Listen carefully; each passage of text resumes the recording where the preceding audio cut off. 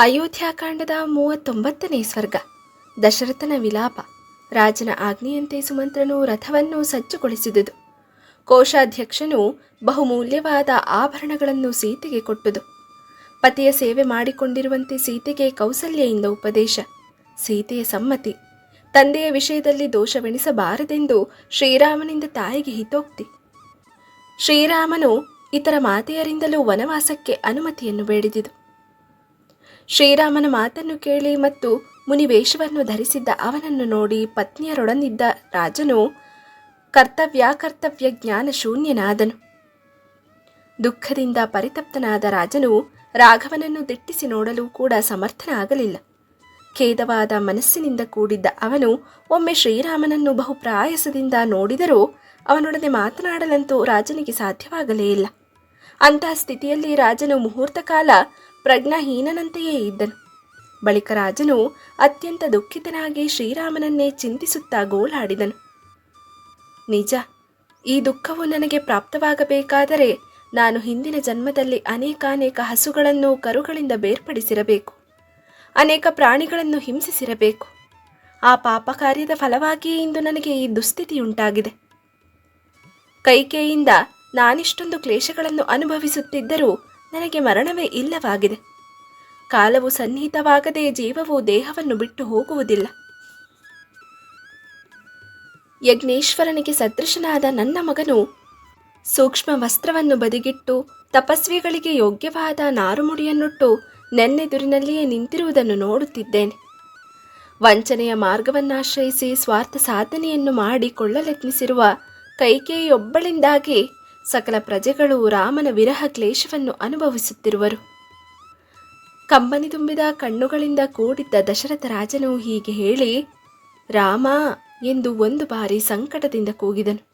ಮುಂದೆ ಮಾತನಾಡಲು ಅವನಿಗೆ ಸಾಧ್ಯವಾಗಲೇ ಇಲ್ಲ. ರಾಮ ಎಂದೊಡನೆಯೇ ಜ್ಞಾನ ತಪ್ಪಿದ ರಾಜನು ಕೆಲವು ಕ್ಷಣಗಳು ಕಳೆದ ನಂತರ ಎಚ್ಚರಗೊಂಡು ಕಂಬನಿಗರೆಯುತ್ತಾ ಸುಮಂತ್ರನಿಗೆ ಹೇಳಿದನು. ಸುಮಂತ್ರ, ರಾಜರ ಪ್ರಯಾಣಕ್ಕೆ ಯೋಗ್ಯವಾದ ರಥಕ್ಕೆ ಶ್ರೇಷ್ಠವಾದ ಕುದುರೆಗಳನ್ನು ಹೂಡಿಕೊಂಡು ಇಲ್ಲಿಗೆ ಬಾ. ಮಹಾಭಾಗನಾದ ಶ್ರೀರಾಮನನ್ನು ಇಲ್ಲಿಂದ ಈ ರಾಜ್ಯದ ಗಡಿಯ ಆಚೆವರೆಗೂ ಕರೆದುಕೊಂಡು ಹೋಗು. ಗುಣವಂತರ ಗುಣಗಳಿಗೆ ಸಿಕ್ಕುವ ಫಲವೇ ಇಂತಹುದೇ ಎಂದು ನಾನು ಭಾವಿಸುತ್ತೇನೆ. ಸತ್ಪುರುಷರನನ್ನು, ವೀರನನ್ನು ತಂದೆ ತಾಯಿಗಳೇ ಕಾಡಿಗಟ್ಟುತ್ತಾರೆ. ಕಾರ್ಯಗಳನ್ನು ಬಹಳ ಶೀಘ್ರವಾಗಿ ಸಾಧಿಸುವುದರಲ್ಲಿ ಸಮರ್ಥನಾದ ಸುಮಂತ್ರನು ರಾಜನ ಅಭಿಪ್ರಾಯವನ್ನು ತಿಳಿದು ಕುದುರೆಗಳಿಂದ ಸಮಲಂಕೃತವಾದ ರಥವನ್ನು ಸಿದ್ಧಪಡಿಸಿ ದಶರಥನ ಬಳಿಗೆ ಬಂದನು. ಬಳಿಕ ಅವನು ರಾಜಪುತ್ರನಾದ ಶ್ರೀರಾಮನನ್ನು ಸಮೀಪಿಸಿ ಬದ್ಧಾಂಜಲಿಯಾಗಿ ಚಿನ್ನದ ರೇಖುಗಳಿಂದ ಸಮಲಂಕೃತವಾದ ಶ್ರೇಷ್ಠವಾದ ರಥವು ಸಿದ್ಧವಾಗಿರುವುದೆಂದು ಶ್ರೀರಾಮನಿಗೆ ಹೇಳಿದನು. ಅನಂತರ ದಶರಥನು ಯಾವ ದೇಶದಲ್ಲಿ ಯಾವ ಕಾಲದಲ್ಲಿ ಧನ ಸಂಗ್ರಹವನ್ನು ಹೇಗೆ ಮಾಡಬೇಕೆಂಬ ರಾಜತಂತ್ರವನ್ನು ತಿಳಿದಿದ್ದ, ಕೋಶಾಗಾರದ ಯಾವ ಯಾವ ಭಾಗಗಳಲ್ಲಿ ಯಾವ ಯಾವ ಅನರ್ಘ ವಸ್ತುಗಳಿವೆ ಎಂಬುದನ್ನು ಖಚಿತವಾಗಿ ತಿಳಿದುಕೊಂಡಿದ್ದ ಅಂತಃಶುದ್ಧಿ ಬುದ್ಧಿಶುದ್ಧಿಯುಳ್ಳವನಾಗಿದ್ದ ಧನಾಧ್ಯಕ್ಷನನ್ನು ಅವಸರವಾಗಿ ಕರೆಯಿಸಿ ಹೇಳಿದನು. ಧನಾಧ್ಯಕ್ಷನೇ, ವೈದೇಹಿಯು 14 ವರ್ಷಗಳವರೆಗೆ ಅರಣ್ಯದಲ್ಲಿರಬೇಕಾಗುವುದೆಂಬ ಅಂಶವನ್ನು ಮನಸ್ಸಿನಲ್ಲಿಟ್ಟುಕೊಂಡು ಅಷ್ಟು ವರ್ಷಗಳಿಗೆ ಸಾಕಾಗುವಷ್ಟು ಸರ್ವಶ್ರೇಷ್ಠವಾದ ಉಡುಗೆ ತೊಡುಗೆಗಳನ್ನು ಆಭರಣಗಳನ್ನು ವೈದೇಹಿಗೆ ಕೊಡುವ ಸಲುವಾಗಿ ಒಡನೆಯೇ ತೆಗೆದುಕೊಂಡು ಬಾ. ನರೇಂದ್ರನು ಹೀಗೆ ಹೇಳುತ್ತಲೇ ಧನಾಧ್ಯಕ್ಷನು ಕೋಶಾಗಾರಕ್ಕೆ ಹೋಗಿ ರಾಜನು ಹೇಳಿದ್ದ ವಸ್ತ್ರಾಭರಣಗಳೆಲ್ಲವನ್ನೂ ತೆಗೆಸಿಕೊಂಡು ಬಂದು ಬಹಳ ಬೇಗ ಸೀತಾದೇವಿಗೆ ಒಪ್ಪಿಸಿದನು. ಶೋಭನವಾದ ಜನ್ಮವುಳ್ಳ ಪತಿಯೊಡನೆ ಅರಣ್ಯಕ್ಕೆ ಹೊರಟು ನಿಂತಿದ್ದ ವೈದೇಹಿಯು ಶುಭ ಲಕ್ಷಣಗಳನ್ನೊಳಗೊಂಡಿದ್ದ ತನ್ನ ಅಂಗಾಂಗಗಳನ್ನು ಚಿತ್ರ ವಿಚಿತ್ರವಾದ ಆಭರಣಗಳಿಂದಲೂ ಶೋಭಾಯಮಾನವಾದ ವಸ್ತ್ರಗಳಿಂದಲೂ ಅಲಂಕರಿಸಿಕೊಂಡಳು. ಪ್ರಾತಃ ಕಾಲ ಉದಯಿಸಿದ ಪ್ರಶಸ್ತವಾದ ಕಿರಣಗಳಿಂದ ಕೂಡಿದ ಸೂರ್ಯನ ಕಾಂತಿಯು ಆಕಾಶವನ್ನು ಬೆಳಗುವಂತೆ ಸೀತಾದೇವಿಯು ದಶರಥನಿಂದ ಕೊಡಲ್ಪಟ್ಟ ಆಭರಣಗಳಿಂದ ವಿಭೂಷಿತಳಾಗಿ ಆ ಅರಮನೆಯನ್ನೇ ಬೆಳಗಿದಳು. ಕ್ಷುದ್ರವಾದ ಕಾರ್ಯವನ್ನು ಎಂದೂ ಮಾಡದಿದ್ದ ಪತಿ ಸೇವಾ ಪಾರಾಯಣಿಯಾದ ಮೈಥಿಲಿಯನ್ನು ಅತ್ತೆಯಾದ ಕೌಸಲ್ಯೆಯು 2 ತೋಳುಗಳಿಂದಲೂ ಬಾಚಿ ತಬ್ಬಿಕೊಂಡು ನೆತ್ತಿಯನ್ನು ಆಘ್ರಾಣಿಸಿ ಹೇಳಿದಳು. ಸರ್ವಕಾಲದಲ್ಲಿಯೂ ಸತತವಾಗಿ ಪ್ರಿಯರಾದ ಗಂಡಂದಿರಿಂದ ಸತ್ಕೃತರಾದರೂ ಕುಲಟೆಯರಾದ ಸ್ತ್ರೀಯರು ದೈವಯೋಗದಿಂದ ಸ್ಥಾನಭ್ರಷ್ಟನಾದ ಗಂಡನನ್ನು ಲೆಕ್ಕಿಸುವುದಿಲ್ಲ. ಅಸತಿಯರ ಸ್ವಭಾವವೇ ಹೀಗಿರುತ್ತದೆ. ಗಂಡನು ಅರೋಗ ದೃಢಕಾಯನಾಗಿ ಒಳ್ಳೆಯ ಪದವಿಯಲ್ಲಿರುವಾಗ ಅವನೊಡನಿದ್ದು ಸಮಾನ ಸುಖವನ್ನು ಅನುಭವಿಸುತ್ತಾರೆ. ಆದರೆ ರೋಗ ರುಜಿನಾದಿಗಳಿಂದಲೂ ಸ್ಥಾನಭ್ರಷ್ಟತೆಯಿಂದಲೂ ಗಂಡನಿಂದ ಸ್ವಲ್ಪವಾದರೂ ಆಪತ್ತು ಸಂಭವಿಸಿದ್ದೇ ಆದರೆ ಒಡನೆಯೇ ಅವನನ್ನು ತಿರಸ್ಕಾರ ಮಾಡುತ್ತಾರೆ. ಅಷ್ಟು ಮಾತ್ರವಲ್ಲ, ತ್ಯಜಿಸಿಯೇ ಬಿಡುತ್ತಾರೆ. ಅಸತಿಯರು ಯಾವಾಗಲೂ ಸುಳ್ಳು ಹೇಳುವ ಸ್ವಭಾವದವರಾಗಿರುತ್ತಾರೆ. ಪರಪುರುಷರ ಹೃದಯವನ್ನು ವಿಕಾರಗೊಳಿಸುವ ಹಾವಭಾವವುಳ್ಳವರಾಗಿರುತ್ತಾರೆ. ಅವರ ಮನೋಭಾವವನ್ನು ತಿಳಿಯುವುದು ಬಹಳ ಕಷ್ಟ. ಅವರು ಯಾವಾಗಲೂ ಪರಪುರುಷರ ದರ್ಶನ, ಚಿತ್ತಾಕರ್ಷಣ, ಧನಾಪಹಾರ, ಸಹವಾಸ ಇವೇ ಮೊದಲಾದ ಪಾಪ ಕಾರ್ಯಗಳಲ್ಲಿಯೇ ನಿಯತವಾದ ಸಂಕಲ್ಪ ಉಳ್ಳವರಾಗಿರುತ್ತಾರೆ. ನಿಮಿಷ ಮಾತ್ರದಲ್ಲಿ ತಮ್ಮನ್ನು ಸೇರಿದವರೊಡನೆ ಅನುರಾಗವನ್ನು ತೊರೆಯುತ್ತಾರೆ. ಸ್ತ್ರೀಯರ ಮನಸ್ಸು ಕುಲವನ್ನು ಎಣಿಸುವುದಿಲ್ಲ, ಉಪಕಾರವನ್ನು ಎಣಿಸುವುದಿಲ್ಲ, ವಿದ್ಯೆಯನ್ನು ಎಣಿಸುವುದಿಲ್ಲ, ಉಡುಗೆ ತೊಡುಗೆಗಳನ್ನು ಎಣಿಸುವುದಿಲ್ಲ, ಪಾಣಿಗ್ರಹಣವನ್ನು ಎಣಿಸುವುದಿಲ್ಲ. ಸ್ವೇಚ್ಛೆಯಿಂದ ಮನಬಂದಂತೆ ವರ್ತಿಸುತ್ತಿರುತ್ತಾರೆ. ಈ ಕಾರಣದಿಂದಲೇ ಸ್ತ್ರೀಯರು ಅನಿತ್ಯವಾದ ಮನಸ್ಸುಳ್ಳವರು. ಸೌಶೀಲ್ಯದಲ್ಲಿ, ಸತ್ಯವಚನದಲ್ಲಿ, ಗುರುಜನರ ಹಿತೋಪದೇಶಗಳ ಶ್ರವಣದಲ್ಲಿ, ಸ್ವಕುಲೋಚಿತವಾದ ಮರ್ಯಾದೆಯಲ್ಲಿ ನಿಷ್ಠರಾಗಿರತಕ್ಕ ಸಾಧ್ವಿಯರಾದ ಸ್ತ್ರೀಯರಿಗೆ ಪರಮ ಪವಿತ್ರವಾದುದು ಪತಿ ಸೇವೆಯೊಂದೇ. ಪುಣ್ಯ ಫಲಕ್ಕೆ ಸಾಧಕನಾದವನು ಪತಿಯೊಬ್ಬನೇ. ಸೀತೆ, ಅಸತಿಯರ ಮತ್ತು ಸಾಧ್ವಿಯರ ಲಕ್ಷಣಗಳು ಹೀಗಿರುತ್ತವೆ. ನನ್ನ ಮಗನು ಅರಣ್ಯಕ್ಕೆ ಕಳುಹಿಸಲ್ಪಟ್ಟನೆಂಬ ಕಾರಣದಿಂದ ನೀನವನನ್ನು ತಿರಸ್ಕರಿಸಬೇಡ. ನಿರ್ಧನನಾಗಿರಲಿ, ಧನಿಕನಾಗಿರಲಿ, ಇವನೇ ನಿನಗೆ ದೇವಸ್ವರೂಪನು. ಸೀತಾದೇವಿಯು ಧರ್ಮಪ್ರಾಪ್ತಿಗೆ ಸಾಧಕಗಳಾದ ಕೌಸಲ್ಯಾದೇವಿಯ ಆ ಮಾತುಗಳನ್ನು ಅರ್ಥ ಮಾಡಿಕೊಂಡು ಅವಳಿಗೆ ಎದುರಾಗಿ ನಿಂತು ಕೈ ಮುಗಿದುಕೊಂಡು ಹೇಳಿದಳು, ಆರ್ಯೆಯಾದ ನೀನು ಅನುಶಾಸನ ಮಾಡಿದಂತೆಯೇ ನಾನು ಪಡೆದುಕೊಳ್ಳುವೆನು.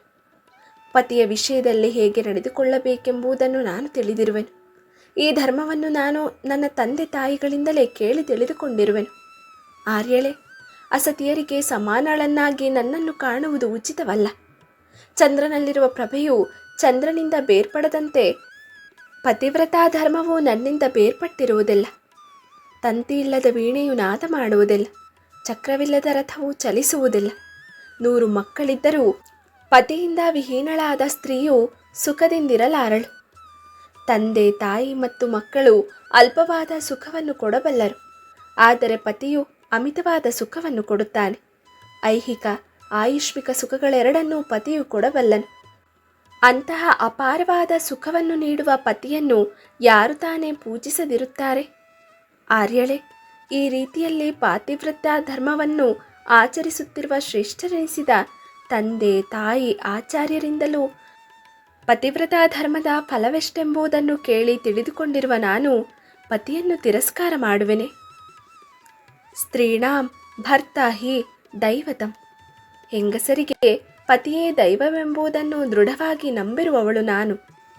ಹೃದಯಂಗಮವಾದ ಸೀತೆಯ ಮಾತುಗಳನ್ನು ಕೇಳಿ ಶುದ್ಧವಾದ ಅಂತಃಕರಣವುಳ್ಳ ಕೌಸಲ್ಯಾದೇವಿಯು ದುಃಖ ಮತ್ತು ಹರ್ಷ ಮಿಶ್ರಿತವಾದ ಕಮ್ಮನಿಯನ್ನು ಸುರಿಸಿದಳು. ಪರಮಧರ್ಮಾತ್ಮನಾದ ಶ್ರೀರಾಮನು ತಾಯಂದಿರ ಮಧ್ಯದಲ್ಲಿ ಎಲ್ಲರಿಂದಲೂ ಪರಮ ಸತ್ಕೃತಳಾಗಿ ಕುಳಿತಿದ್ದ ಕೌಸಲ್ಯಾದೇವಿಯ ಬಳಿಗೆ ಹೋಗಿ ಕೈ ಮುಗಿದುಕೊಂಡು ಹೇಳಿದನು, ಅಂಬಾ, ನೀನು ದುಃಖ ಪಡುತ್ತಲೇ ಇರಬೇಡ. ತಂದೆಯನ್ನು ಚೆನ್ನಾಗಿ ನೋಡಿಕೊ. ನನ್ನ ವನವಾಸದ ದಿವಸಗಳು ಬಹಳ ಬೇಗ ಕಳೆದು ಹೋಗುತ್ತವೆ.